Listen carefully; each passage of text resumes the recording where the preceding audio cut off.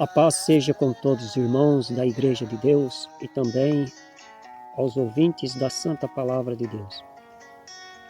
Vamos dar continuidade em nosso estudo de hoje, trazendo como título: O ensinamento que recebemos faz diferença? O texto base está em 1 Pedro, capítulo 5, verso 5, que diz assim: Sede todos sujeitos uns aos outros e revestivos de humildade, porque Deus resiste aos soberbos, mas dá graças aos humildes. O objetivo é mostrar que, não obstante o pecador jamais ser salvo pelas obras que pratica, tão somente a fé não é suficiente para salvá-lo. A fé, porém, é apenas o primeiro passo no caminho da salvação. Assim como o alimento falsificado pode ser nocivo ao organismo, assim é também o alimento espiritual. Não foi por acaso que o apóstolo Pedro falou de alimentos falsificados quando falava da palavra de Deus. Quando alguém ingere uma espécie de alimento com frequência, o organismo acostuma. E dificilmente a pessoa notará alguma falsificação. Que é o alimento puro em termos de doutrina do qual o apóstolo Pedro fala? Desejai afetuosamente, como meninos novamente nascidos, o leite racional, não falsificado, para que por eles vades crescendo. 1 Pedro capítulo 2, verso 2.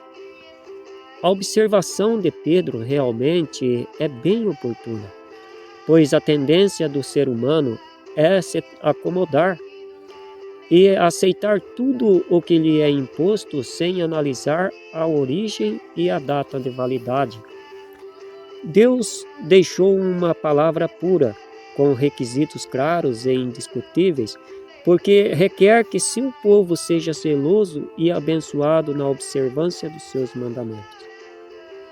Quem se refugia na palavra de Deus deve examiná-lo, caso contrário poderá estar seguindo por caminhos que não levam a lugar algum. João capítulo 5, 39 diz o seguinte: Examinai as Escrituras, porquanto vós pensais que nelas tendes a vida eterna, porque elas testificam acerca de mim. A trajetória da salvação pode ser comparada a um veículo em relação à legislação de trânsito. O veículo precisa estar bem equipado e funcionando perfeitamente para o condutor tomar a estrada com segurança. Se alguma coisa não está funcionando, todo o sistema fica comprometido e pode causar sérios danos. Na trajetória a caminho do reino de Deus é também assim. Jesus salva o pecador arrependido, mas é indispensável que este esteja bem alicerçado na doutrina, para depois de batizado não voltar ao mesmo estado de antes. Pois qual de vós, querendo edificar uma torre, não se assenta primeiro a fazer as contas dos gastos, para ver se tem com que acabar? Lucas 14, verso 28. Por outro lado, é preciso pensar na fé apenas como o ponto de partida de todo o processo de salvação. É justamente nisto que consiste o nosso modo de pensar a respeito da fé. Assim como a legislação de trânsito segue uma série de normas regulamentares, e basta o condutor violar apenas uma dessas normas para ser enquadrado pela lei como transgressor. A fé sem os seus pontos complementares não faz efeito no plano da salvação. Apenas a fé não é suficiente para salvar, disse Tiago.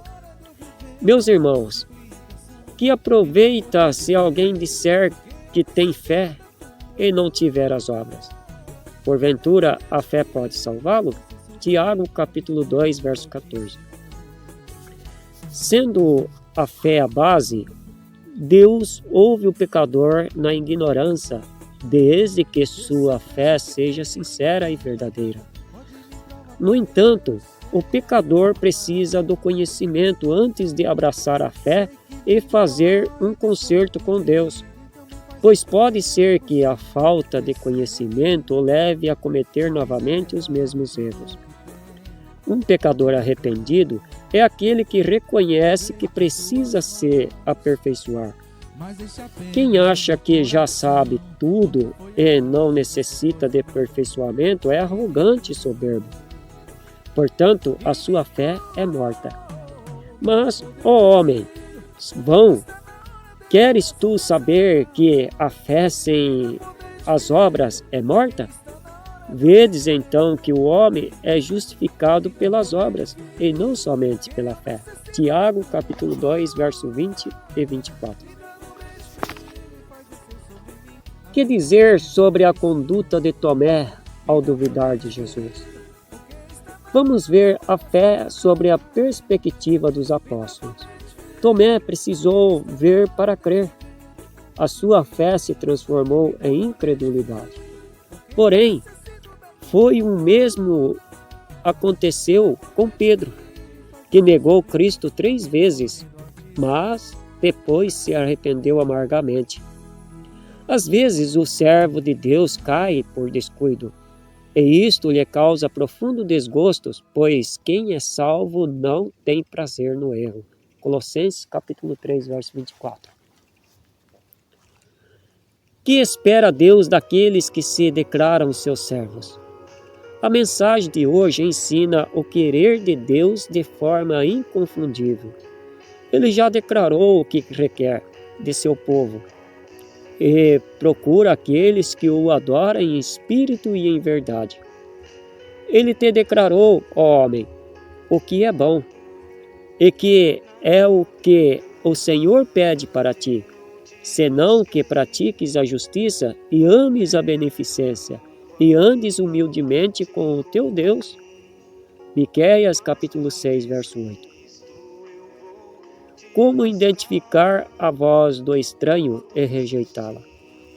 O coração humano é como um recipiente transparente, de sorte que Deus enxerga tudo o que há dentro dele. E isto serve de parâmetro para ele ficar ou se afastar. Cristo disse que as suas ovelhas conhecem a sua voz e nunca seguirão a voz estranha. Aí está mais uma prova de que o conhecimento de Deus é importante. Cristo confirma que as vozes estranhas e somente as ovelhas que o conhecem sabem reconhecer a sua voz. João capítulo 10, versos 5 e 14. Que Deus nos ajude e nos abençoe, em nome de Jesus. Amém.